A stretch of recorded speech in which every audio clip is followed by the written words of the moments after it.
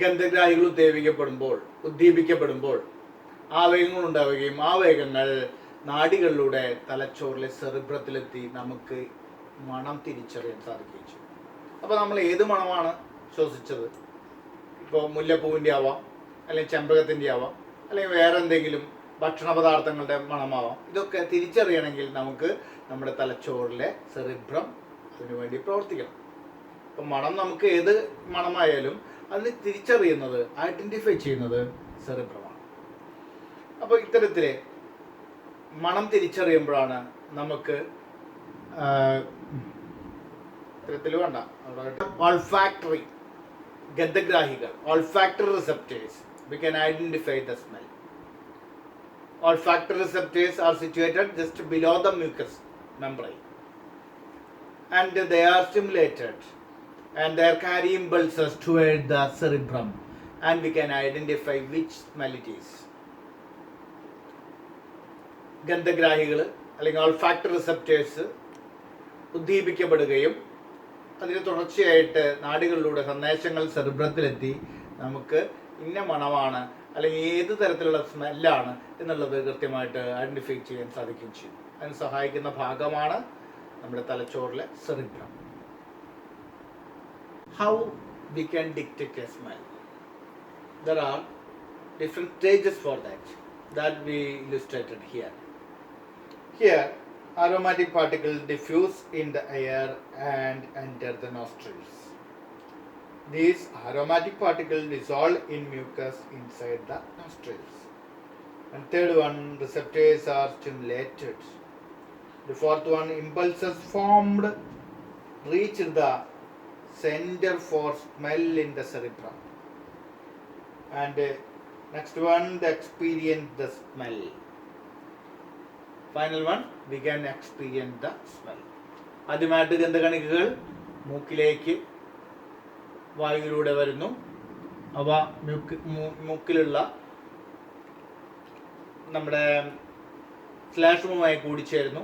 ശ്ലേഷ്മത്തിൻ്റെ അടിഭാഗത്ത് സ്ഥിതി ചെയ്യുന്ന ഓൾഫാക്ടറി റിസെപ്റ്റേഴ്സ് അല്ലെങ്കിൽ ഗന്ധഗ്രാഹികളെ ഉദ്ദീപിപ്പിക്കുന്നു. തുടർച്ചയായിട്ട് ഗന്ധഗ്രാഹികൾ ആ ഉദ്ദീപനത്തിൻ്റെ ഫലമായിട്ട് ആവേഗങ്ങൾ ഉണ്ടാകുന്നു. ആവേഗങ്ങൾ നാഡിയിലൂടെ സെറിബ്രത്തിലെത്തുന്നു. നമുക്ക് മണം എന്ന അനുഭവം ഉണ്ടാകും. If we have some sort of cold or sneezing problem, then at that time we cannot identify the smell properly.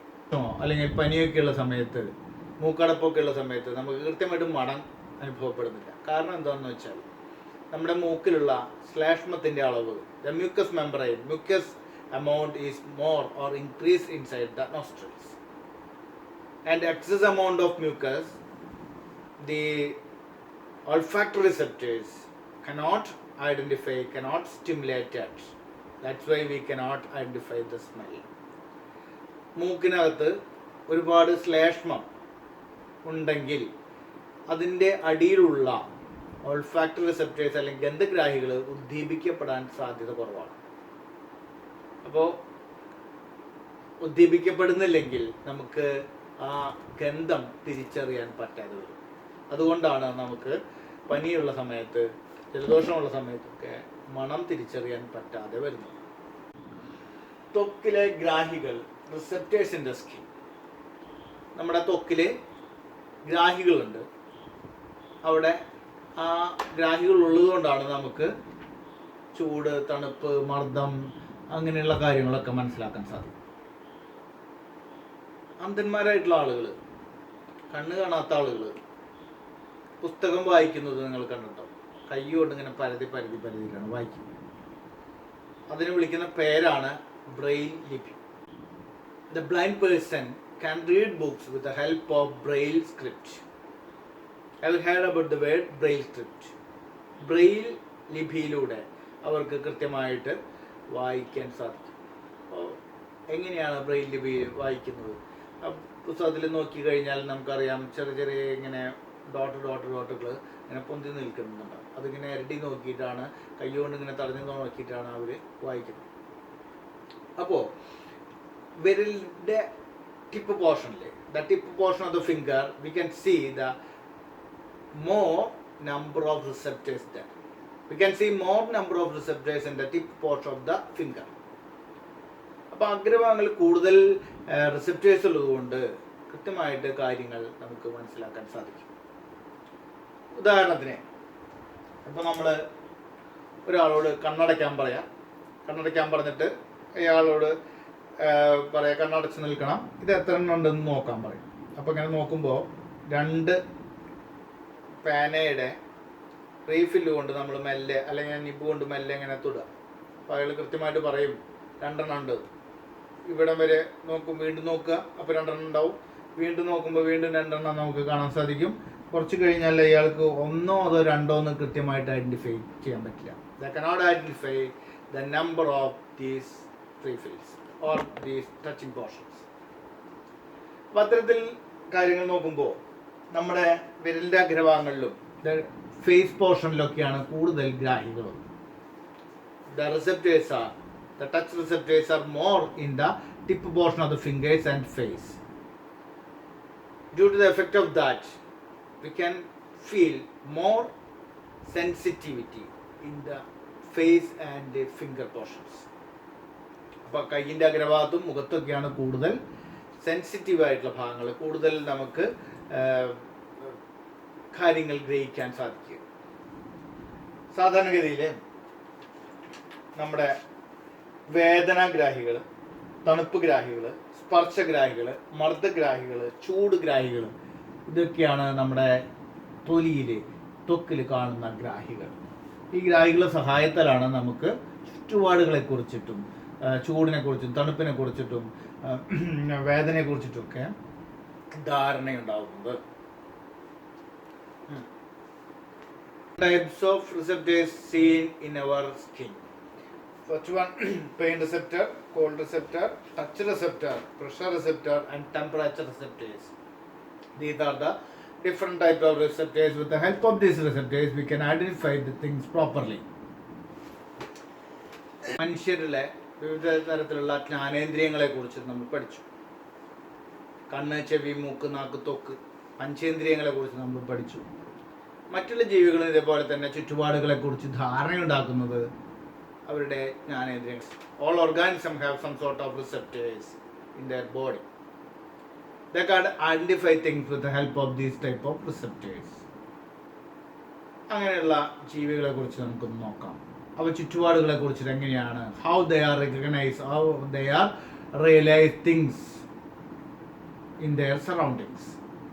That we have to identify.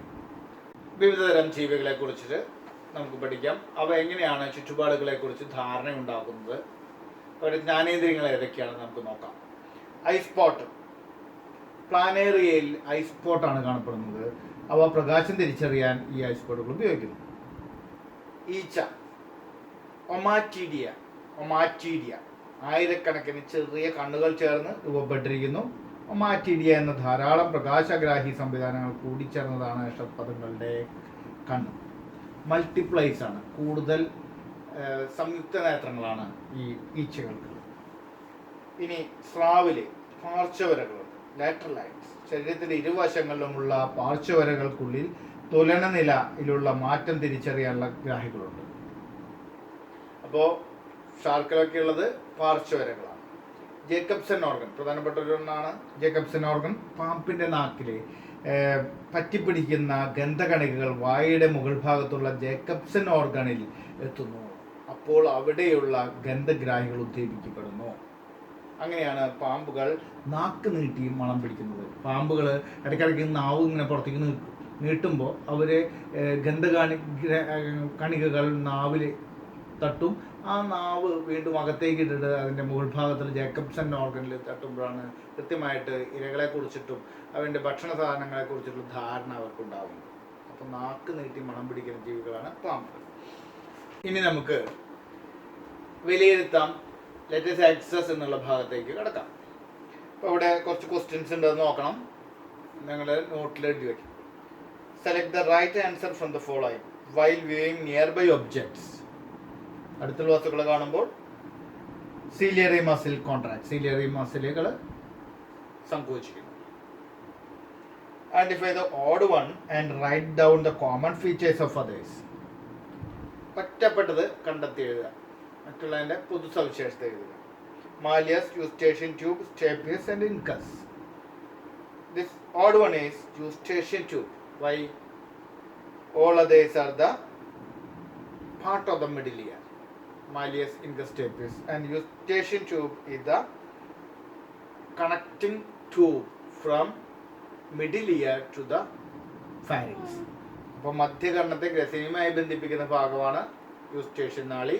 മറ്റുള്ളതൊക്കെ അസ്ഥിശൃംഖലയുടെ ഭാഗങ്ങളാണ്. അടുത്തത് redraw the figure, identify the parts according to the hints and label them. കണ്ണിന്റെ പടം വരച്ച് ഭാഗങ്ങളാണ് ഏർപ്പെടുത്തുന്നത്. First one, the part where muscles that regulate the size of the pupil are seen. ഏതാണ്? Iris.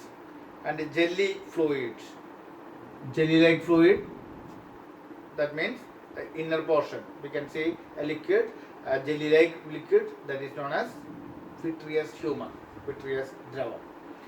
അടുത്തത് C, the layer of eye where photoreceptors are seen. എവിടെയാണ് ഫോട്ടോറിസെപ്റ്റേഴ്സ് കാണുന്നത്? റെറ്റിനയിലാണ് കാണുന്നത്, retina. And fourth one, the figure of ear is given and redraw it and name and label the parts mentioned. ഇതൊക്കെ നന്നായിട്ട് വരച്ച് പഠിക്കണം. ഇതിൻ്റെ ഭാഗങ്ങൾ, ചെവിയുടെ ഭാഗങ്ങൾ, draw the ear, picture of ear and mark the portions. First one, a part that receive vibrations of the ear drum. Ear ഡ്രമ്മിൽ നിന്നുള്ള വൈബ്രേഷൻ സ്വീകരിക്കുന്ന ഭാഗം malleus, incus, stapes, ear ossicles ആണ്. First one. B, the tube that connects the pharynx. Which one? Eustachian tubule. And C, part where the auditory receptors are seen, that is cochlea. Cochlea. ഇത്രയും ഭാഗങ്ങളാണ് നമ്മുടെ text ബുക്കിൽ questions ആയിട്ടുള്ളത്. അപ്പോൾ ഈ പാഠം വളരെ ഇമ്പോർട്ടൻ്റ് ആയിട്ടുള്ള, വളരെ പ്രധാനപ്പെട്ട ചാപ്റ്റർ, വളരെ ഇമ്പോർട്ടൻ്റ് ആയിട്ടുള്ളൊരു ചാപ്റ്ററാണ്. അപ്പോൾ 5 important sense organs are there: eye, ear, nose, tongue and skin. These are the 5 important sense organs that you have to study. പടമൊക്കെ വരച്ച്, ചിത്രമൊക്കെ വരച്ച് ഭംഗിയായിട്ട് ഭാഗങ്ങളൊക്കെ അടയാളപ്പെടുത്തിയിട്ട് വേണം പഠിക്കാൻ. ഒപ്പം തന്നെ തുടർ പ്രവർത്തനങ്ങൾ ചെയ്യണം. നന്നായിട്ട് പഠിക്കുക. സംശയം ഉണ്ടെങ്കിൽ നിങ്ങൾക്ക് മാഷെ വിളിക്കാം, സംശയങ്ങൾ ചോദിക്കാം. ഈ പാഠം നന്നായിട്ട് മനസ്സിലായിട്ടുണ്ടെന്ന് വിചാരിക്കുന്നു. എന്തെങ്കിലും മനസ്സിലാവാത്ത ഭാഗങ്ങളുണ്ടെങ്കിൽ വീണ്ടും വിളിച്ച് ചോദിക്കുക. സംശയം ഉണ്ടെങ്കിൽ ആവർത്തിച്ച് കാണുക, അതോടൊപ്പം തന്നെ ചോദിച്ച് മനസ്സിലാക്കുക. എല്ലാവർക്കും നന്ദി, നമസ്കാരം.